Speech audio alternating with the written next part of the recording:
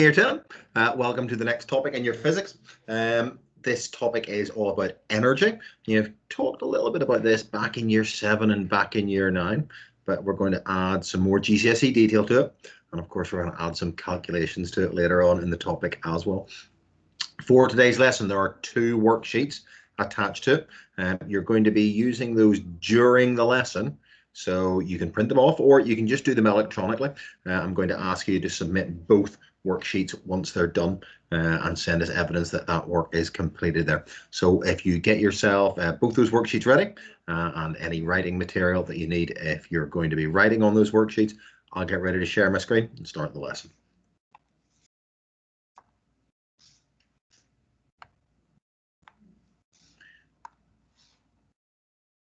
Right, here we go. Let's get going then. So this is our energy topic. First lesson's title is changes, stores, and transfers of energy. Right, so when we've talked about energy before, we talked about different types of energy. We want to improve that model of energy a little bit for GCSE. So the first thing we're going to think about is these types of energy. Thermal energy, the energy in hot objects. The hotter something is, the more thermal energy it has stored in it. Chemical energy, the energy in chemicals, so like in the fuel for a car, or the food you eat, or the chemicals inside batteries that provide energy. Kinetic energy, the energy of moving objects. The faster something is moving, the more kinetic energy it has. Elastic potential energy, so the energy a stretched or squashed object has when it's going to spring back into shape. It's not going to spring back into shape. It doesn't have any energy stored in it. So be careful you don't just think of things that are bent or squashed. They want to spring back or back to their original shape. And finally, gravitational potential energy, objects that have been lifted higher up and gravity wants to pull them back down again. Do make sure when you're writing the names of elastic potential and gravitational potential that you include that word potential at the end of them. You do need that to get the mark in GCSE physics. And the reason I've picked these 5 to look at to begin with is that scientists would say that these are the 5 main ways that energies can be stored in things. There are others, but we'll think mostly about these 5 for our GCSE. So these are the 5 main energy stores. So you need to be able to spot them. So for example, in a fuel tank, in a car, in the petrol, what sort of energy store would we say there is in there? Yeah, chemical energy. If we're thinking about fuels or food, we're talking about chemical energy. Someone who has pulled a bow, a stretched string on a bow there, what sort of energy would that be? Yeah, that'll be a store of elastic potential energy in the stretched string and the bent wood. What about this red hot piece of metal? What sort of energy store is that a good example of? Yeah, thermal energy. And the hotter objects are, the more thermal energy they have stored in them. A burger and fries, and a Coke. And what sort of energy store have we got there? Yeah, that'll be chemical energy. Like we say, the energy, the nutrients, carbohydrates, fats, and proteins have energy stored in their chemicals. What about this? What about this car driving along the road? What's this an example of? Well, a moving car is a good example of kinetic energy. It is important that we say moving. If you wanted to give an example of something which has a store of kinetic energy in it, you couldn't just say a car or a bullet or an airplane. It needs to be something that's moving. So a moving car, an airplane flying through the air, a bullet that has been shot from a gun. What got someone climbing up a ladder? What sort of energy store are they gaining? Yeah, good gravitational potential. The higher they get up, the top of the ladder, the more gravitational potential energy is stored in them. So now it's time to turn to the first worksheet, this worksheet. It's entitled Energy Stores, looks like this. So that first worksheet, you're going to work through it now. It's got 3 jobs in it. And the first one is a true or false job. Where for each of these sentences, I want you to say if they're true or false. And of course, for the false sentences, I want you to write them out to make them true. Got 2 more jobs to do after that. We'll mark those questions in a minute. So I would ask you to pause the video now for a few minutes while you get the worksheet finished, and then we'll go through the answers. Okay, welcome back.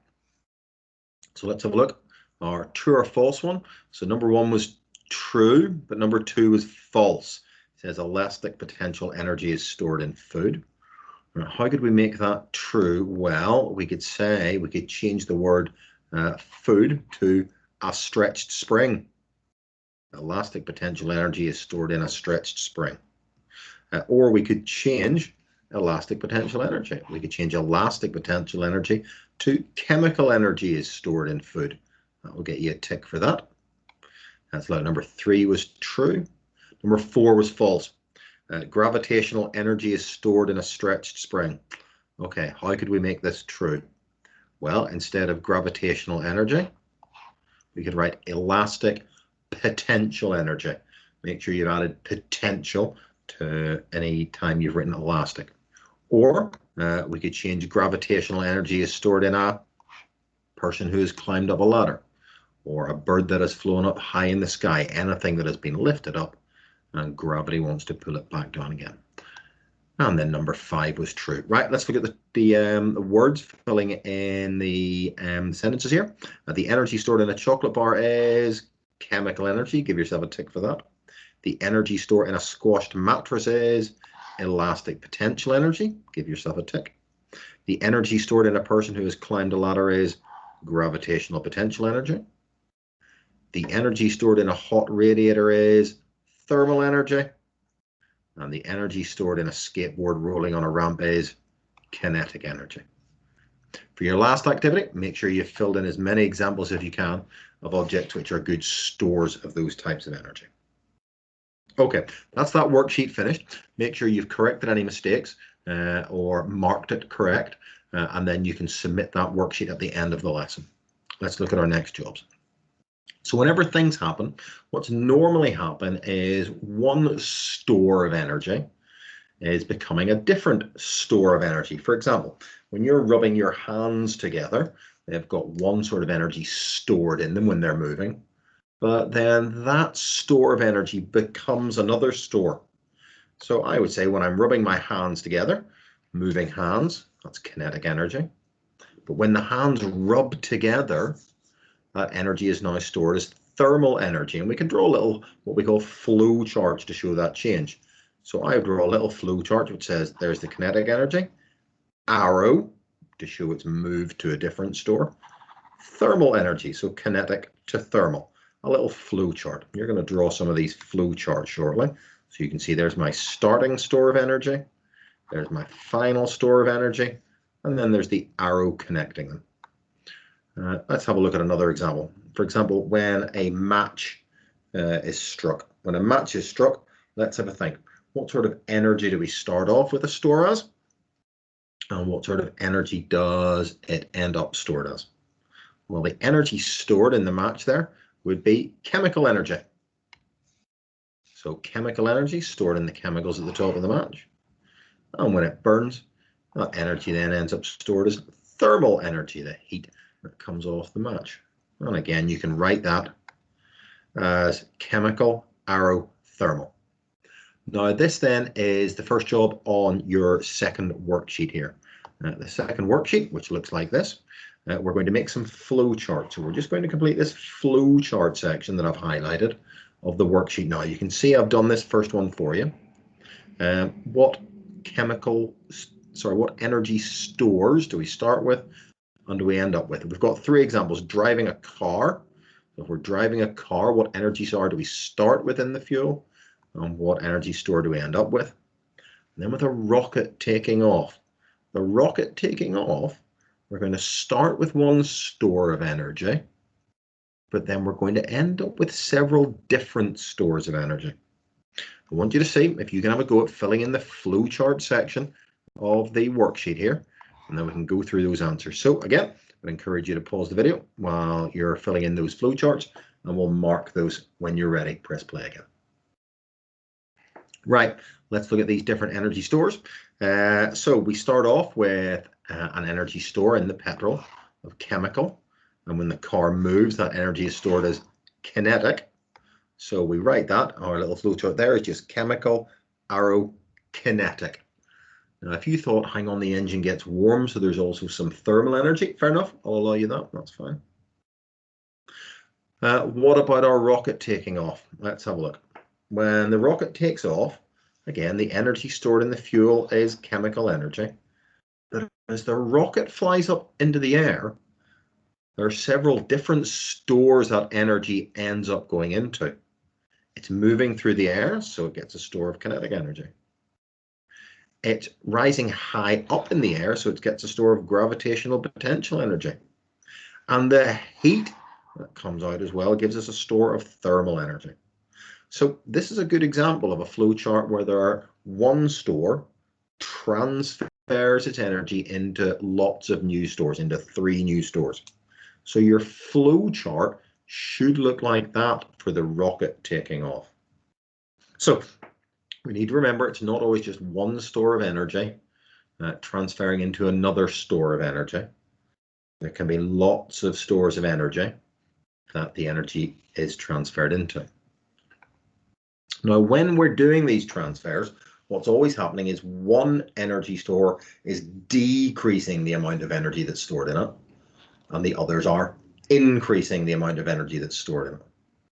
So, for example, when a fire burns, the chemical energy store in the wood decreases, that energy store decreases, but the thermal energy store that's stored, well, where is it? It's in the air now. That thermal energy store increases. Firing a catapult, the elastic potential store in the rubber band, once you let it go, it decreases. It's the amount of energy stored in it decreases, but the kinetic energy in the stone that you fired, the kinetic energy store increases. So we're always looking for writing a sentence which says which energy store is decreasing, that's going to be our starting store, and which energy store is increasing. But it is important we have to think about where that energy is stored. The chemical energy store in the wood, that's where it was stored, it's decreased. The thermal energy store in the air has increased. So although it's obvious what type of energy stores have increased and decreased, you're going to be gaining more marks by saying where that energy is stored. So for example, if I needed to write an increase-decrease sentence about firing a bow and arrow, okay, I could say, to start off with, I've got elastic potential energy, and that elastic potential energy is going to be transferred to kinetic energy when the arrow is flying through the air. But it's important I say where that is. I'll use my better pen here. The store of elastic potential energy in the string has decreased. The store of kinetic energy in the arrow has increased. So I've said where that energy is stored. Another example, a rock falling off a cliff. What are my energy stores here? Well, the rock at the top of the cliff starts off with gravitational energy. And as it falls down the cliff, it ends up with kinetic energy. Where are those energies stored?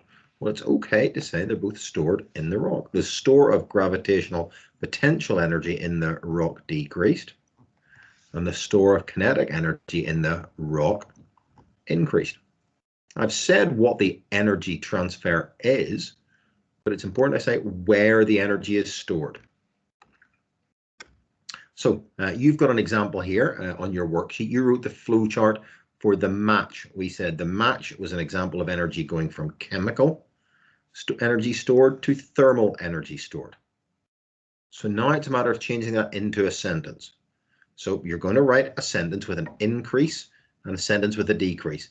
The chemical energy store decreased, the thermal energy store increased, but where was that energy stored? Well, the store of chemical energy in the match decreased. The store of thermal energy in the air has increased. So when you go to your worksheet, it's not going to be enough just to say that the chemical energy store increases or decreases. You need to say where it is. So the chemical energy store in the match decreases, the thermal energy store in the air increases. So I want you to go to your worksheet now and fill in this increase and decrease section, where you describe which energy store is decreasing and which energy store is increasing. You need to say where that energy is stored. Okay, have a go at that worksheet and we'll have a look at the answers to that. Again, pause the video and we can have a look at your answers to that. Okay, let's have a look. So for our car example, we said that the car driving along was an example of kinetic energy being transferred to kinetic energy. So our answer is going to be about the store of chemical decreasing and the store of kinetic increasing. But where is that store? Well, the store of chemical energy, oh, wrong screen. The store of chemical energy in the fuel or petrol decreased. The store of kinetic energy in the wheels, or you could say the car, that's fine, has increased. So that's what that one should look like. The chemical energy of the fuel decreased. The store of kinetic energy in the wheels has increased. Let's have a look at our final one, the rocket taking off. Now we said in this one here, it was a good example of the chemical energy store decreasing. And then we said that the store of the other types of energy were kinetic, gravitational potential, and thermal. But where are those types of energy stored? Let's have a think. What is it that actually holds that energy? Well, the store of kinetic energy in the rocket, because it's the thing that's actually moving, has increased. The store of gravitational potential energy in the rocket has increased because it's the object that's actually moved up. And where's the thermal energy? The store of thermal energy in the air or in the surroundings. That would work for that one. So we're just thinking about where the energy is. Okay, so you should have that first page of that worksheet all correctly filled in now with any corrections that you needed to do. Let's get through the last section of it. Okay, for the final section, we're going to add another layer to this. Now, this is something we haven't really talked about before. We're going to talk about how energy is moved from one store to another. We've been saying, oh, the energy just goes from the match to the air, or it just goes from the fuel into the rocket. But how does it do that? And a scientist, again, would say there are four main ways that energy can be transferred from one store to another. Number one, by heating. And heating normally takes energy and moves it as thermal energy to somewhere else. So you might move energy from the gas flame in a cooker into a sausage by heating. Or you might move energy from one end of a metal spoon to the other end of a metal spoon by heating. Work done by a force. Very often forces cause these changes. For example, when we thought about rubbing hands together, the energy was transferred by friction. So work done by friction moved the energy from the moving hands to the thermal energy store when they got hot. Or a rock falling down, the gravitational potential energy store it had was transferred to a kinetic energy store. How did that happen? Well, there was work done by the force of gravity. We could have work done by all sorts of forces, like the tension force in a spring, or the thrusting force from a rocket or a car engine. They could move that energy as work done by a force. So heating by a force. Another way of transferring energy from one place to another is by an electric current. If we think of the chemical energy store in a battery, then the energy can be transferred from it by an electric current. So I might transfer energy from a battery, and I might transfer it into my mobile phone. And some of that might transfer as thermal energy when my phone gets warm.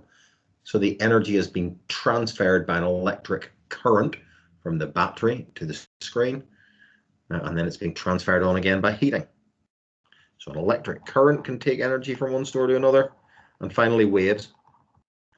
Waves, like ripples in the sea, I can imagine they could transfer kinetic energy from one side of a pond to another.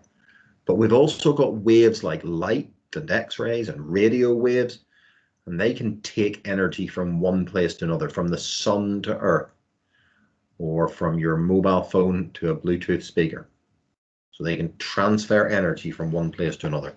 So let's have a look. Our 4 transfers then. You can transfer energy by heating, work done by a force, an electric current flowing, or by waves. So how does that help us write things down? So for example, although perhaps in the old days, I would have said that the energy from a battery is transferred to a thermal energy store when the bulb gets warm, I need to write that more accurately. I could say, fair enough, the chemical energy store in the battery decreases, the thermal energy in the store in the surroundings increases, and the energy is transferred by an electric current. It's then transferred on by light waves and transferred by heating into the surroundings.